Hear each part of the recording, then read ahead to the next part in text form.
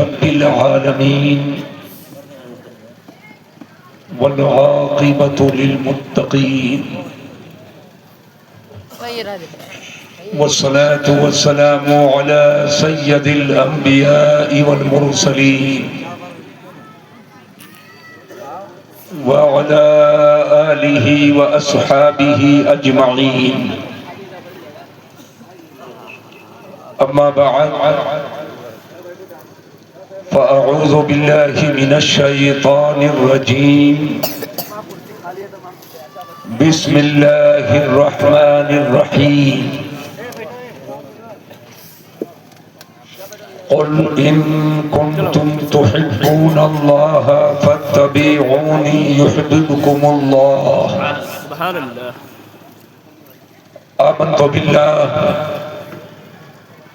آمنت بالله صدق الله العلي العظيم وصدق رسوله النبي الأمين الكريم الرؤوف الرحيم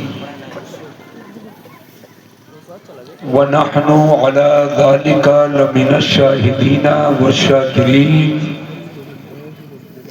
والحمد لله رب العالمين غوث اعظم بمانے بے سر و ساما مددے غوث اعظم بمانے بے سر و ساما مددے قبلہ دی مددے کعبہ ایمان مددے ماغدہ ایم تو سلطان دو عالم ہستی استداریم تمایا شہ جیلا مددے سنی امن نعرہ اللہ اکبر می زنم دم زبو بکرو عمر عثمان و حیدر می زنم قادری ام نعرہ یا غوث اعظم می زنم دم ز شیخ احمد رضا خان قطب عالم می زنم آئیے ہم اور آپ سب سے پہلے کمال عقیدت و احترام کے ساتھ اپنی اور پوری کائنات کے آقا و مولا رحمت عالم نور مجسم فخر آدم و بنی آدم مالک رقاب امم صفوت آدمیاں تتمہ دور زمان فخر رسولہ جناب محمد الرسول اللہ صلی اللہ علیہ وسلم کے بارگاہ کرم میں درود و سلام کا نذرانے محبت پیش کریں. پڑھیے بلند آواز سے اللہم صلی علی سیدنا شفیعنا و مولانا محمد معدن الجود والکرم و آلہ الکرام و ابنہ الکریم و بارک وسلم صلاة و سلاما علیکہ یا رسول اللہ صلی اللہ تعالی علیہ وبارک وسلم. حضرات آج کا یہ عظیم الشان روح پرور ایمان افروز جشن عید میلاد النبی صلی اللہ علیہ وسلم کا مبارک و مسعود پروگرام جس میں ہم اور آپ شریک سعادت ہیں.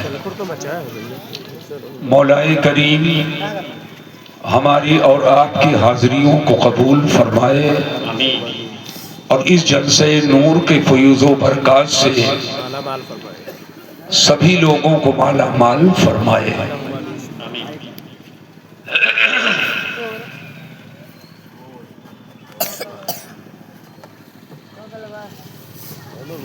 آج مجھے خوشی اس بات کی بھی ہو رہی ہے سرد رات ہونے کے باوجود آج بھوتاہا کی سرزمین پر صرف بھوتاہا نہیں بلکہ پورا علاقہ اکٹھا ہوگا.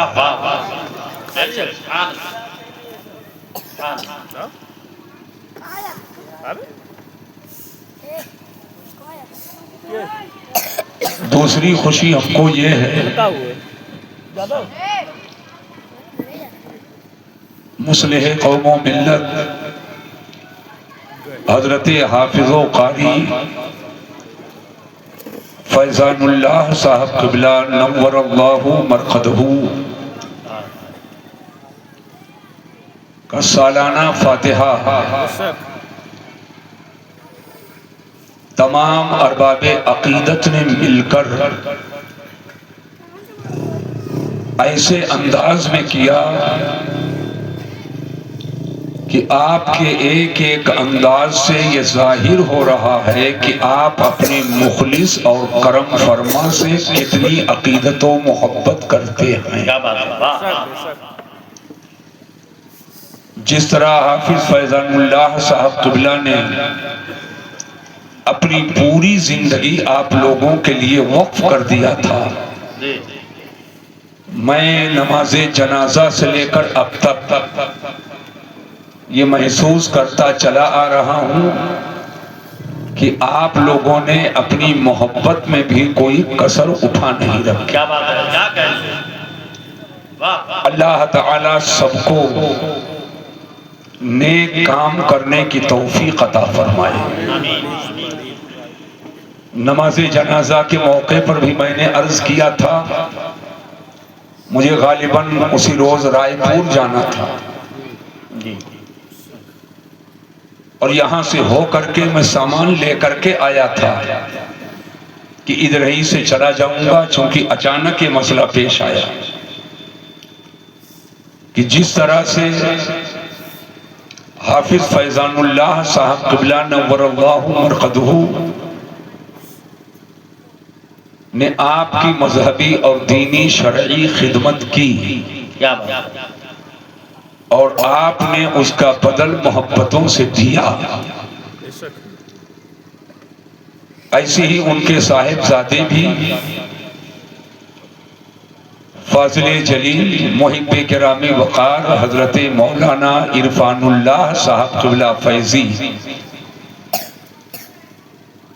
آپ کی محبتوں کے درمیان ہیں. آپ اپنے خلوص و محبت سے ان کو بھی نوازیں اور دعا کرتا ہوں اللہ تعالیٰ ان کو بھی بے لوث اور خلوص و للہیت کے ساتھ خدمت دین کی مزید توفیق عطا فرمائے. آپ دیکھ رہے ہیں پورے علاقے کے علماء، اساتذہ، سبھی حضرات منبر نور پہ تشریف فرما. ناظم اجلاس حضرت قاری صفی اللہ صاحب نوری سبھی حضرات کے ناموں کا اعلان کر چکے ہیں. یہ نام کے بہت بڑے حافظ ہیں. ہر مدرس، ہر امام کا نام ان کو لقب کے ساتھ ہی آتا ہے اور یہ چاہتے ہیں تو ایک سانس میں کئی لوگوں کا نام لے لیتے ہیں اور چاہتے ہیں تو صرف کسی کے لقب کو صرف شمار کرتے ہیں تو کئی سانس لینی پڑتی ہے.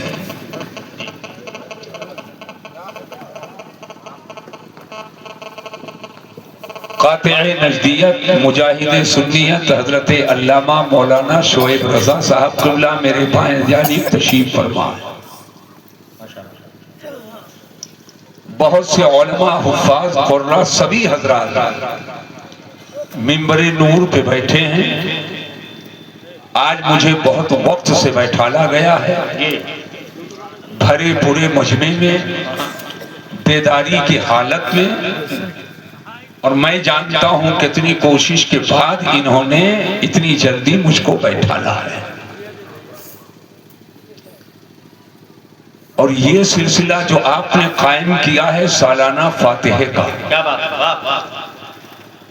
یہ سلسلہ قائم رہنا چاہیے. سالانہ فاتحہ تو حافظ فیضان اللہ صاحب کا آپ کریں گے، لیکن اس میں شامل جتنے گاؤں کے سنی صحیح العقیدہ مرد و عورت دنیا سے جا چکے ہیں، سب کے لیے فاتحہ کا اہتمام ہو. کیا بات ہے. اللہ تعالی سب کی مغفرت فرمائے، حافظ صاحب کی مغفرت فرمائے اور ان کے درجات کو بلند فرمائے، اور مولا ہم کو آپ کو سب کو اسلام و سنیت پر دوام و ثبات عطا فرمائے۔ حضرات اب لڑکے ادھر ادھر مت دیکھو، تھوڑا ادھر دیکھو۔ عالمی منظر نامے پہ آپ نظر ڈالیں گے،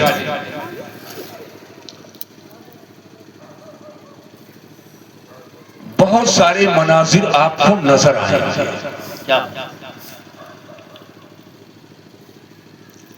نوجوانوں کے حالات کا جائزہ لیں گے اور اپنے معاشرے کا جائزہ لیں گے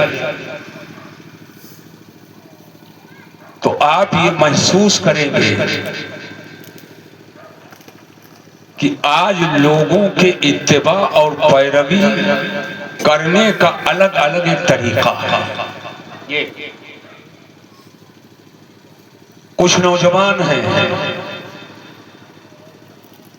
جو کھیل کے میدان کے کھلاڑیوں پہ نظر رکھتے ہیں،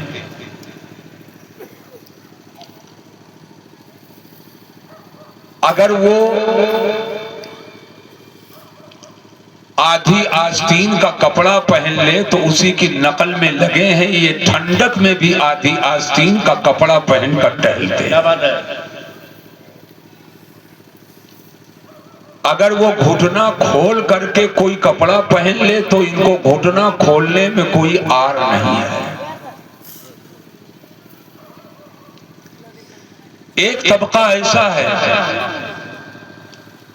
جو سنیما کے پردوں پر دیکھتا ہے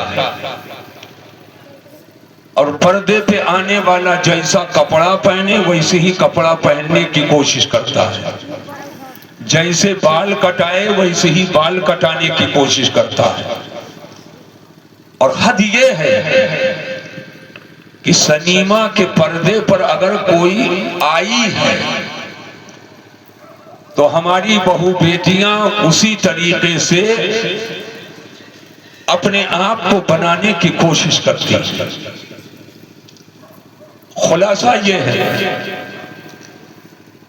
کہ کوئی دنیا دار کو دیکھ کر اس کی اتباع میں لگا ہے،